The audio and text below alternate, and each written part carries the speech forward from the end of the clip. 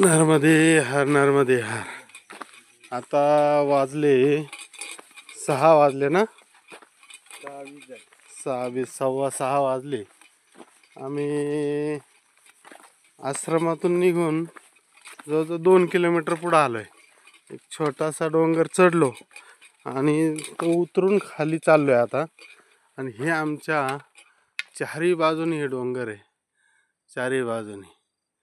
आता हे डोंगरान आम्हाला हे डोंगर चढायचे आणि उतरायचे. हे बघा, हे डोंगर पहाड, हे जंगल, घनदाट जंगल आहे एकदम, सगळं सागवान. आमचे सुरेश काका पुढं, बजरंग बाबा गराडे तिकडं, बारको मामा गराडे तिकडं, वासुदेवजी सावंत. हम 5 पांडव घरे जंगल में आ गए हैं और ये सब टाइगर है, टाइगर. लेकिन ये सब जल्दी निकलने को डरते हैं, इसलिए हमें बड़ा दुख होता है. नर्मदे हर, नर्मदे हर, जिंदगी भर नर्मदे हर.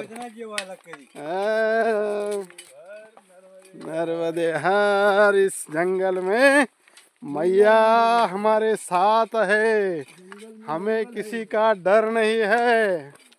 हाँ, चाहे वो बाघ हो या कोई भी हो, नर्मदे हर. इस पहाड़ी हमको चढ़ना है. नर्मदे हर, नर्मदे हर, नर्मदे हर.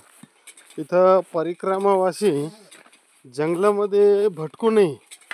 मग ते अंधार असो किंवा दिवस असो, जंगलात भटकू शकतो परिक्रमावासी. त्यासाठी इथल्या स्थानिक लोकांनी त्या अशी निशाणी करून ठेवलेली आहे रस्त्यामध्ये, जेणेकरून ह्या निशाणीकडे पाहून परिक्रमावासी पुढं चालत राहते.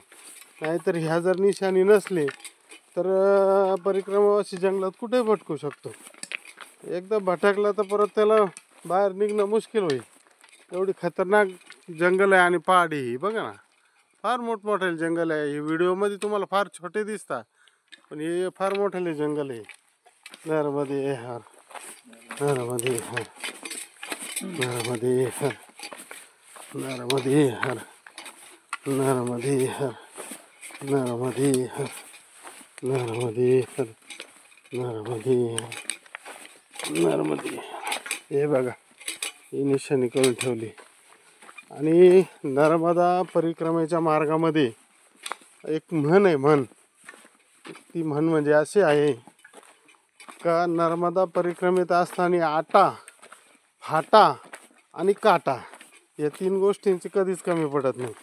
आटा म्हणजे खाण्यासाठी पीठ म्हणा, धान्य म्हणा, कमी पडत नाही. फाटा म्हणजे लाकडांची कमी नाही स्वयंपाक करायला. आणि काटा म्हणजे काट्यांची पण कमी नाही या जंगलांमध्ये. अशा प्रकारचे ती म्हण आहे, आटा, फाटा आणि काटा. या 3 गोष्टींची कधी कमी पडत नाही. आता परत एक दुसरा विषय असा आहे का, अजून एक म्हण सांगतो तुम्हाला. एक म्हण अशी आहे, 1 निरंजन 2 सुखी 3 में खटमट 4 दुखी. तर ह्या म्हणीनुसार एकटा माणूस असला तर एकदम अलग निरंजन, कोई टेन्शन नाही. 2 असले तर फार तर ते सुखी होत्या.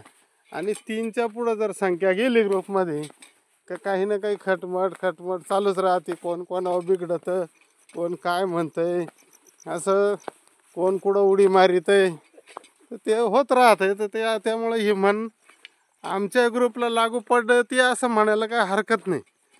त्यामुळं नर्मदे हर, नर्मदे हर, जिंदगी भर. आता आम्ही रात्री शेमलेट येथे मुक्कामी होतो. बडवानी जिल्ह्यात येतो हा जंगल भाग आहे, सुलपानीचा भाग आहे. सुलपानी चा भाग हा सातपुडा पर्वत रांगांमध्ये येतो आणि त्यामुळं सर्व काही पर्वतच आहे. आणि या भागातून आम्ही आता चाललो आहे. तर आता शेमलेटमधून निघाल्यानंतर आम्हाला MP चं भादल लागेल 6 किलोमीटरवर. त्याच्यानंतर महाराष्ट्राचं भादल लागेल 6 किलोमीटर. आणि त्यात त्या महाराष्ट्राचं भादल लागायच्या आधी एक झरखंड नदी लागेल. त्या नदी पार केली का ती महाराष्ट्राच्या बॉर्डरवर आहे, महाराष्ट्र आणि मध्य प्रदेशच्या. तर ती झरकण नदी आम्ही पार केली की महाराष्ट्राच्या हद्दीत जाऊ आणि मग तिथून मग पुढं खप्परमाल. आता खप्परमाल म्हणजे हा असा पर्वत आहे का नर्मदा परिक्रमेतला सर्वात उंच डोंगर आहे, सर्वात उंच डोंगर आहे. तो डोंगर चढायचा समुद्र सपाटीपासून काही 1000 मीटर उंचीवर आहे तो डोंगर.